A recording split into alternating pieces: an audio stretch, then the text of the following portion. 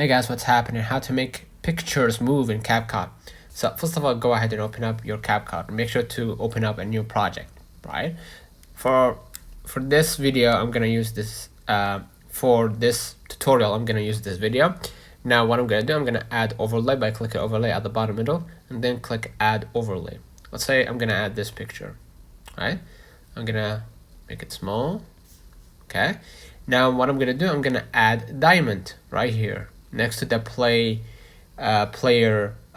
or next to the play video. Okay, you're gonna see diamond. You're gonna move right here and move the picture somewhere.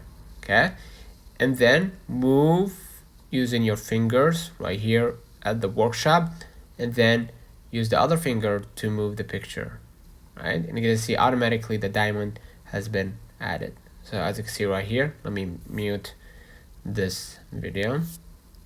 As you can see, if I wanted to add another place, I can just go ahead and add somewhere else, right? You don't need to add multiple pluses or multiple diamonds for that. They will be added automatically. Okay, so now as you can see, that picture is moving. So let me know in the comments if this video helped you. Do not forget to like and subscribe. Thank you for watching.